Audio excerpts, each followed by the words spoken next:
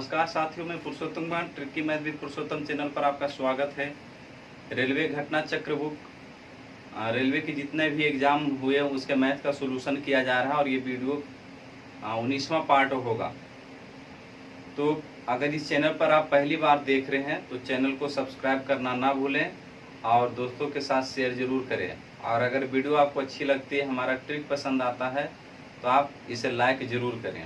कोई दिक्कत हो तो कमेंट करके आप पूछ सकते हैं। आइए समय की बर्बाद ना करते हुए शुरू करते हैं। तो पिछली वीडियो में 209 तक कंप्लीट हो चुका है। इस वीडियो में हम 210 से देखेंगे। क्वेश्चन नंबर 210 आपको ऊपर क्वेश्चन दिखाई देगा। कह रहा है कि किसी परीक्षा में 65% छात्र सामाजिक विज्ञान में उत्तीर्ण हुए और 60% छात्र इतिहास में उत्तीर्ण हुए। यदि दोनों ही विषयों में उत्तीर्ण होने वाले छात्रों का प्रतिशत 40 हो तो कुल छात्रों की संख्या क्या रही होगी जब 90 छात्र दोनों में अनुत्तीर्ण हुए। देखिए बहुत आसान सा सवाल है, खाली समझना है। कह रहा है कि दो सब्जेक्ट है, एक सोशल साइंस है और एक हिस्ट्री है। तो सोशल स्टडीज में कितना है, सोशल स्टडीज में कितना परसेंट है तो 65% है। और इसमें कह रहा है हिस्ट्री में कितना है तो 60% है। ये दोनों क्या है, पास हुआ है। ये दोनों जो है पास हुआ है। लेकिन जो दोनों में दिया हुआ है, दोनों में भी पास दिया हुआ है। दोनों में पास, पहले हम सब कुछ इकट्ठा लिख रहे हैं। दोनों में पास कितना है, 40% है। दोनों में पास 40% है। लेकिन हमें जो निश्चित राशि दिया हुआ है वो अनुत्तीर्ण का दिया हुआ है। तो निश्चित राशि जो हमको कितना दिया हुआ है, निश्चित राशि हमको कितना दिया हुआ है, संख्या दिया हुआ है आपको 90 छात्र दिया हुआ है, जो कि ये किसमें है, अनुपस्थित में है। ये अनुपस्थित मतलब अनुत्तीर्ण में है, मतलब फेल हो गया है। तो आपको फेल के बारे में सोचना होगा। तो चलिए, दोनों में कितना परसेंट पास है, 40% पास है। इसको हम वेन डायग्राम से बनाते हैं। एक तरफ सोशल स्टडीज हो जाएगा और एक तरफ हिस्ट्री हो जाएगा। तो देखिए इधर कितना है, टोटल छात्र में कितना 65% है, दोनों में कितना है 40% है ना, 40% है। और इधर 65%, इधर कितना हो जाएगा, इतना ही दिया हुआ है ना, 40% है। और ये हो गया 65% है। तो 40 और 65 यहाँ जाएगा तो कितना लिखेंगे, 25% लिखेंगे। और यहाँ 60% है तो 40 है तो यहाँ कितना लिखेंगे, 20%। मतलब ये वाला पार्ट इसमें भी ऐड हो जाता है और ये वाला पार्ट इसमें भी ऐड हो जाता है। तो यहाँ 65 है तो इसको जोड़ेंगे तो 65 आ जाएगा। यहाँ 60 है तो दोनों को जोड़ेंगे तो यहाँ पर हमारा 60 आ जाएगा। अब टोटल यहाँ कितना हो गया, 40 और 20 60, 60 और 20 80, 80 और 5 85% हमारा यहाँ टोटल हो गया है ना। तो ये टोटल पास हो गया। तो फेल वाला कितना होगा बताइए। अगर टोटल 100 होगा, टोटल अगर 100 होगा जिसमें 85 पास हो गया तो फेल कितना होगा, 15 हो जाएगा।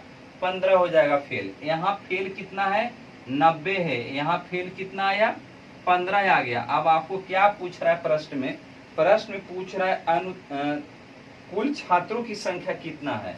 तो कुल छात्रों की संख्या कितना, 100% है। तो यहाँ पर 100 के बारे में हम सोचे ना, 85% छात्र मतलब हो गया कि कुल छात्र, अगर आपका टोटल छात्र जो है कुल छात्र 100 होगा तो पास हो गया आपको कितना, 85। तो फेल कितना हो गया, आपको फेल हो गया 15 हो गया। यही चीज यहाँ पर पूछ रहा है। तो टोटल छात्र 15 चक 90 मतलब कितना आ गया, 600 आया। इतना लिखने की जरूरत नहीं है, सीधा वेन डायग्राम पर बन जाता। आपको समझाने के लिए केवल इतना हम लिखे हैं। नेक्स्ट क्वेश्चन देखेंगे हम 211।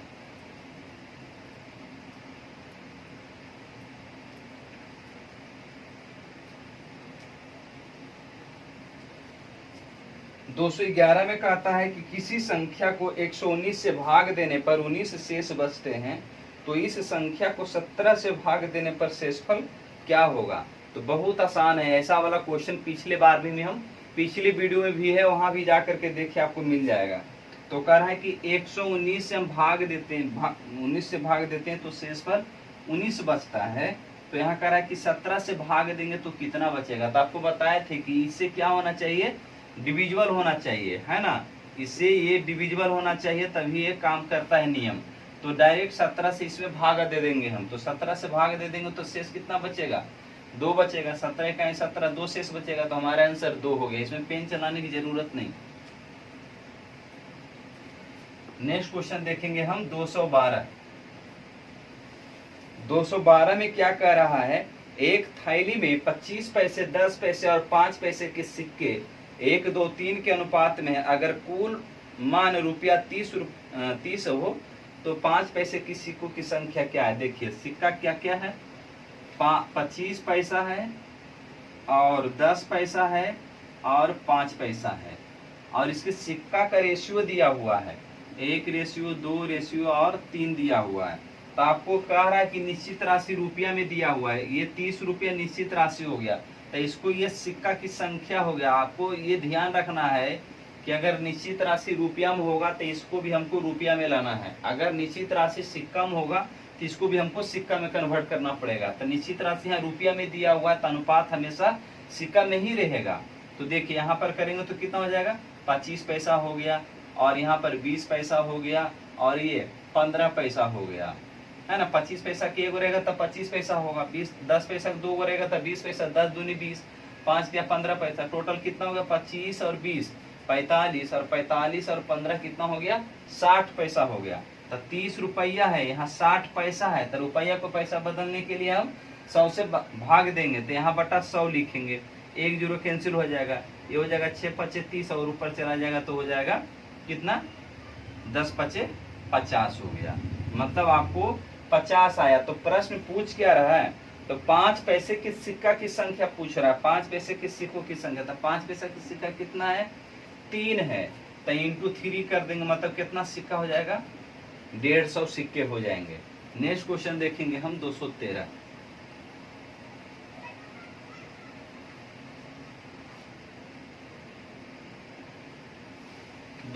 में कहता है, बहुत सा क्वेश्चन इस बुक में जो है, ये जो घटना चक्र के जो बुक दिख रहा है इसमें बहुत सारा क्वेश्चन रिपीट है, इसलिए हम क्वेश्चन को जो रिपीटेड क्वेश्चन है, जो बहुत आसान क्वेश्चन, उसको हम छोड़ते जा रहे हैं। जिस क्वेश्चन में कुछ दम है, थोड़ा सा दिमाग लगाना है, या हमें लगता है कि नहीं कमजोर विद्यार्थियों के लिए होना चाहिए, वो केवल मैं क्वेश्चन बता रहा हूँ आपको। तो क्वेश्चन नंबर 213 में देखिए कह रहा है, 25 मीटर लंबे और 16 मीटर चौड़े एक प्रांगण में, एक प्रांगण है जो कि कह रहा है 25 मीटर लंबा है और कहता है कि 16 मीटर चौड़ा है, 16 मीटर चौड़ा है। इसमें कह रहा है कि प्रांगण में 20 सेंटीमीटर लंबे और 10 सेंटीमीटर चौड़े संगमरमर के टुकड़े लगाने हैं, संगमरमर के टुकड़ा लगाना है। उसका टुकड़ा की कितना दिया हुआ है 20 सेंटीमीटर लंबा है और चौड़ाई कितना है 10 सेंटीमीटर है। तो कह रहा है कि आवश्यक संगमरमर के टुकड़ों की संख्या निकालना। देखिए संख्या जब भी पूछे तो एक ही चीज ध्यान देना है, यहाँ क्षेत्रफल से हमको भाग लगाना है, दोनों का क्षेत्रफल से। आप किसका क्षेत्रफल ऊपर रखेंगे, किसका क्षेत्रफल नीचे रखेंगे, मतलब किसके किसके क्षेत्रफल में हम भाग देंगे। तो देखिए लगाना है किसको, संगमरमर को, संगमरमर को लगाना है, मतलब हमको संगमरमर वाले से भाग देना है, किसमें, जिसमें लगाया जाएगा। तो यहाँ पर देखिए मीटर है, यहाँ पर सेंटीमीटर है, तो दोनों के एक यूनिट में रखेंगे, क्योंकि नंबर है, नंबर का तो एक यूनिट नहीं होता है। तो अगर मीटर को सेंटीमीटर में बदले या सेंटीमीटर को मीटर में बदल दे, जिसमें जो आपको आसान पड़े। तो देखिए यहाँ पर प्रांगण का एरिया कितना हो जाएगा, प्रांगण का एरिया लिखेंगे 25 × 16, है ना, ये मीटर में है, मीटर में है, और मीटर को सेंटीमीटर में बदल देंगे तो 100 × 100 हो जाएगा, 2 बार लिख देंगे।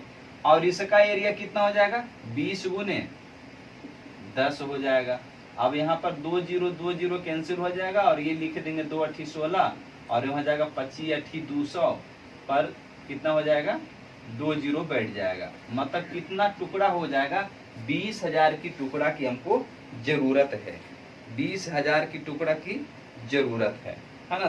20,000 ऑप्शन में है, आपको चौथा ऑप्शन है। तो ऐसा ही क्वेश्चन है, एक और क्वेश्चन ऐसा मिलेगा, हमने इस पीडीएफ में डाला है। क्वेश्चन नंबर देखिए 214, सेम क्वेश्चन है, यही क्वेश्चन है, केवल डिजिट का अंतर है। कह रहा कि 25 सेंटीमीटर और इंटू 10 सेंटीमीटर आकार की ईंटों को, अब ये देखिए ईंट का आकार दिया हुआ है ना, आकार दिया हुआ है ईंट का, कितना दिया हुआ है, ईंट का आकार दिया हुआ है 20 सेंटीमीटर और ये 10 सेंटीमीटर। और कह रहा है कि ईंट को 20 मीटर और इंटू 10 मीटर क्षेत्र वाले सतह पर रखी जाती है। इसको रखा जाता है एक सतह पर जिसका लंबाई और चौड़ाई कह रहा है कि 20 मीटर और 10 मीटर है। ये 20 मीटर है और ये 10 मीटर है, तो दोनों हिसाब सेम है, थोड़ा सा लैंग्वेज में चेंज है और यहाँ पर दोनों का डिजिट अलग है, लेकिन हिसाब वही है, मैथ क्वेश्चन वही है, बिल्कुल बनाने का तरीके भी वही है। तो क्षेत्रफल कितना हो जाएगा, 20 इंटू 10 मीटर में है तो सेंटीमीटर बदल लीजिए और ईंट वाला का क्षेत्रफल से भाग दे देंगे तो हो जाएगा 20 इंटू 10, 20 इंटू 10 तो ये कट जाएगा, बाकी बच जाएगा हमको 4 वो जीरो, मतलब हो जाएगा 10,000, है ना। 10,000 ईंटों की संख्या पड़ेगा। 200 मीटर स्क्वायर में कितनी ईंट की संख्या पड़ेगा, 10,000, जिसका लंबाई और चौड़ाई होगा 20 सेंटीमीटर और 10 सेंटीमीटर।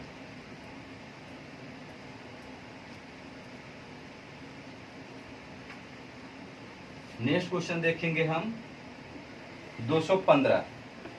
215 में कहता है कि दो अंकों की एक संख्या में इकाई का अंक दहाई के अंक से 2 अधिक है, अंकों के योगफल का 4 गुना से 3 कम है, तो संख्या क्या है। देखिए संख्या कहता है एक संख्या में इकाई का अंक दहाई के अंक से 2 अधिक, ऐसा वाला क्वेश्चन है ना, तो ऑप्शन से बनाइए, एक सूत्र मानने की जरूरत नहीं, ऑप्शन से बनाइए जल्दी बनेगा। तो यहाँ 35 है, बी में आपको 57 है और सी में 46 है और डी में आपको यहाँ पर 68 है। तब आपको जो प्रश्न में कहेगा करना है, कह रहा इकाई का अंक दहाई के अंक से 2 ज्यादा है, इकाई का अंक दहाई से 2 ज्यादा है, तो इकाई का अंक दहाई से 2 ज्यादा है, +2 है, ये तो सही हो गया पहला कंडीशन। अब दूसरा क्या कहता है कि अंकों के योगफल का 4 गुना, अंकों का योगफल कर देंगे तो 8 हो जाएगा, 5 3 8 हो जाएगा। अब इसका 4 गुना करेंगे तो 8 चौका 32 हो जाएगा। तब कहता है कि 3 कम है, तब 35 से कितना कम है, 3 कम है, तो हमारा तो पहले ही ऑप्शन सही हो गया। दूसरा अगर ऑप्शन देखते हम, मान लीजिए कि चौथा पर रहता तो हम कैसे करते, तो देखिए इकाई अंक तो दहाई से ज्यादा है, अब इसका योग करेंगे तो कितना हो जाएगा 12 और इसका 4 गुना करना था, तो 12 चौक कितना हो जाएगा 48 से कितना कम था, 3 कम है क्या, नहीं, यहाँ 3 कम बोल रहा था, यहाँ 9 हो गया ना, तो गलत हो गया। यहाँ भी करिएगा तो 4 और 2 फिर सही है, 6 4 10, 10 का 4 गुना करेंगे तो 40, यहाँ 6 कम हो गया। यहाँ भी 2 सही है, यहाँ पर 8 6 14, 14 और 56 करेंगे तो कितना हो जाएगा, 8 का अंतर हो जाएगा, इसलिए हमारा ऑप्शन क्या होगा, ए सही। तो इस तरह से ऑप्शन से बनाए, जल्दी बनेगा और कुछ याद रखने की जरूरत भी नहीं पड़ेगा। क्वेश्चन नंबर 216 कह रहा है ए बी तथा सी का योग 3800 है, 3 राशि है ए बी और सी, तीनों का योग 3800 दिया हुआ है, इसको नोट करेंगे हम, 3800 निश्चित राशि हो गया। अब कह रहा है ए बी के तिहाई के बराबर है, तिहाई मतलब 1/3, और कह रहा है बी सी का 1/5वां भाग मतलब हो गया 1/5, तो सी का मान क्या है। तो देखिए जब भी ऐसा तिहाई 5वां कुछ भी रहे तो पहले लिख लीजिए और इसको सोचिए एलसीएम कितना आएगा, तब 5 और 3 का एलसीएम कितना आएगा, 15 आ जाएगा, तो जो लास्ट में रहेगा उसका हम 15 लिख देंगे, है ना, लास्ट में जो, तो लास्ट में किसका है, सी का बात बोल रहा है ना, बी सी का 5वां भाग, तो अब बी जो है सी का 5वां भाग है, तब 15 का 5वां भाग कितना होगा, 3 हो जाएगा। अब कह रहा था कि ए बी के तिहाई भाग, तो ए बी का तिहाई भाग, इसका तिहाई भाग का मतलब कितना होगा, 1 होगा, बन गई मैथ। अब यहाँ पर क्या हो गया, 3800 हो गया और आपको यहाँ पर 15 3 18 की 19 हो गया। अब आपको प्रश्न में पूछ रहा है क्या, सी का मान, तो सी का मान यहाँ 15, 19 दूना 38 और 15 दूना 30, कितना हो गया, 3000 हो गया आंसर। तो इस तरह से बनाइए, फटाफट बनेगा।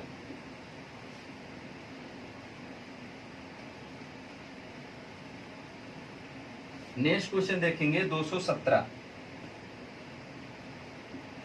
217 में क्या कहता है, 5 पुस्तकें तथा 4 कलमों की कुल कीमत 600 रुपया है तथा 4 पुस्तकें तथा 8 कलमों की कुल कीमत भी 600 रुपया है, तो एक पुस्तक तथा एक कलम की कुल कीमत क्या है? अलग अलग नहीं पूछ रहा है।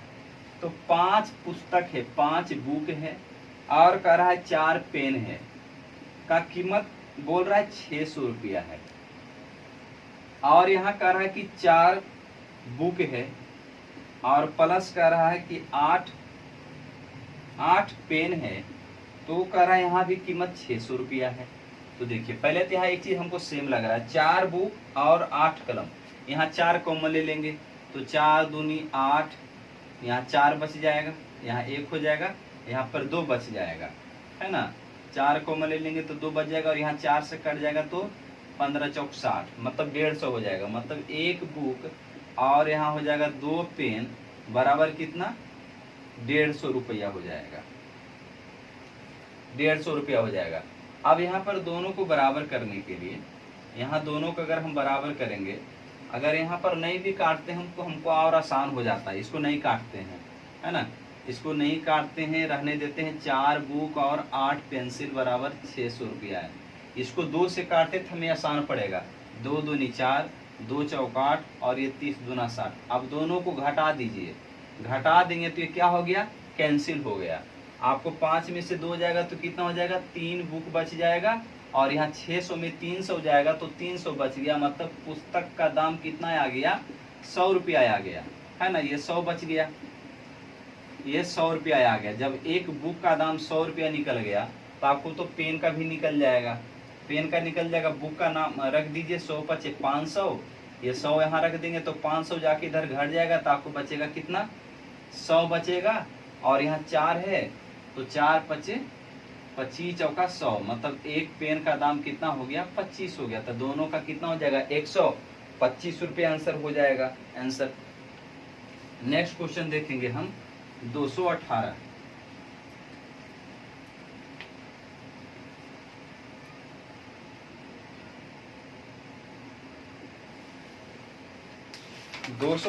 में कहता है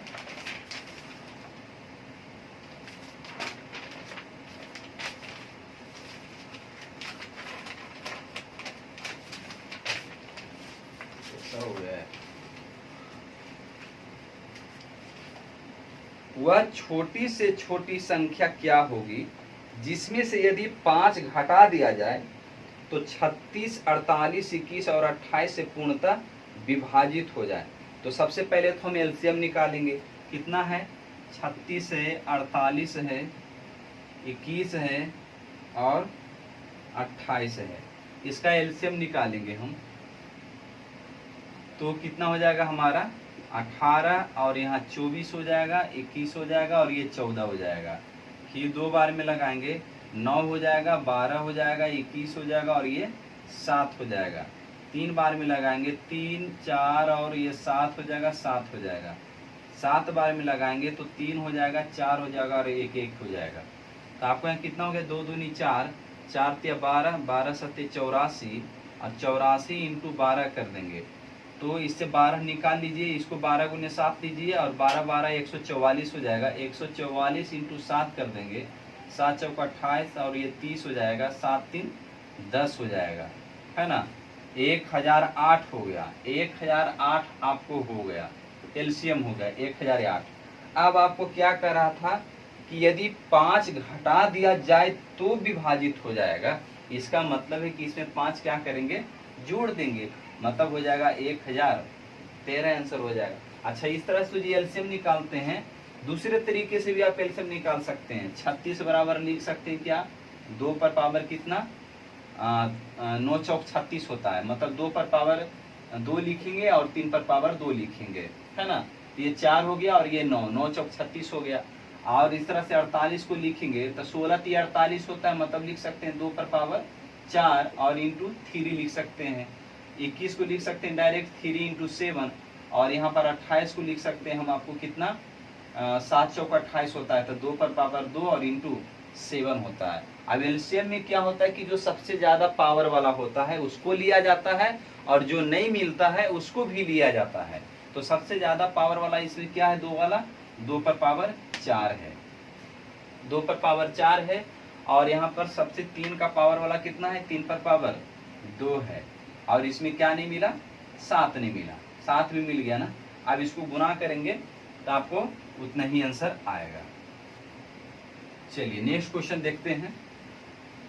तो जिस तरह से जो मूड में आ गया, जिस वक्त जो ध्यान में आ गया उस तरह से बना लेंगे। नेक्स्ट क्वेश्चन देखेंगे हम 219। कह रहा है एक वायुयान में 60 व्यक्ति यात्रा कर रहे हैं, उनमें से 35 अंग्रेजी बोलते हैं तथा 35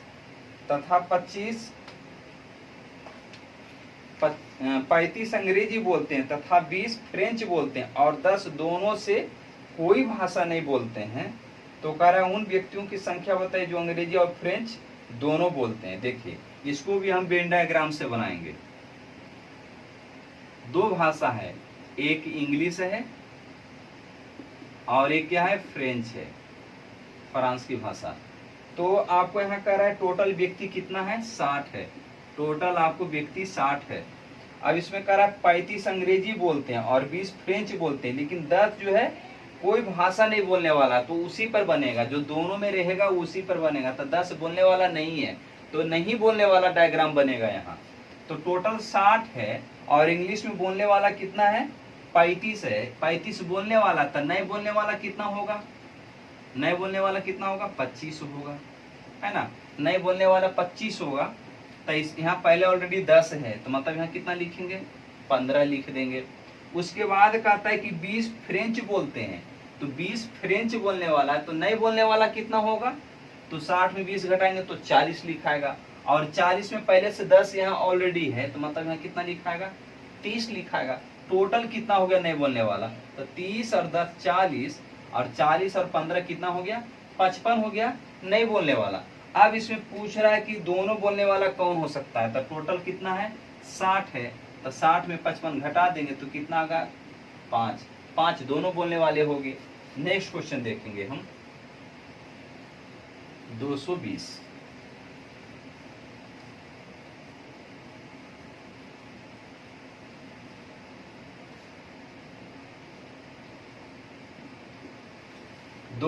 में कहता है किसी संगठन में 40% कर्मचारी मैट्रिक पास हैं और शेष के 50% स्नातक हैं, मतलब ग्रेजुएट हैं। और कहता है अवशिष्ट मतलब जो बच जाते हैं 180 स्नातकोत्तर मतलब पोस्ट ग्रेजुएट हैं। तो कह रहा स्नातक कर्मचारियों की संख्या क्या है। देखिए मान लीजिए टोटल कर्मचारी हमारा 100 है और कह रहा है कि मैट्रिक पास कितना है, मैट्रिक वाले कितना है, 40 पास है। अब कह रहा है शेष के 50%, तो मैट्रिक 40 पास है, टोटल हमने मान लिया है 100, टोटल कुल मान लिया है 100। तब इसका शेष कितना बच गया, 60 बच जाएगा। तो स्नातक मतलब हो गया जो डिग्री है ना, बैचलर डिग्री है सॉरी। इसका शेष बोल रहा है, तो इसका शेष कितना हो जाएगा, 60 हो जाएगा। तो 60 का 50% मतलब कितना हो गया, 30 जो हो गया डिग्री वाले हो गए, मतलब स्नातक वाले हो गए। अब इसमें जो अवशिष्ट मतलब जो बच जाएगा, इसमें 40 और 30 70, अभी तो 70 ही हुआ ना, अभी 40 और 30 70 ही हुआ, अभी तो 30 बाकी है। तो जो शेष आगे बच गया, अवशिष्ट मतलब जो आगे बच गया वो पोस्ट ग्रेजुएट वाले हो गया, स्नातकोत्तर हो गया, तो वो कितना हो गया, 30 हो गया। अब वहां पर आपको निश्चित राशि जो दिया हुआ है 180 जो दिया हुआ है पोस्ट ग्रेजुएट वाले मतलब स्नातकोत्तर, यहाँ स्नातकोत्तर कितना है, 30 है। और आपको प्रश्न में क्या पूछ रहा है, प्रश्न में पूछ रहा है स्नातक कर्मचारी, तो डिग्री वाले कितना है, स्नातक, ये हो गया मैट्रिक, हिंदी में लिख देते हैं, ये मैट्रिक हो गया, ये स्नातक हो गया और ये स्नातकोत्तर हो गया।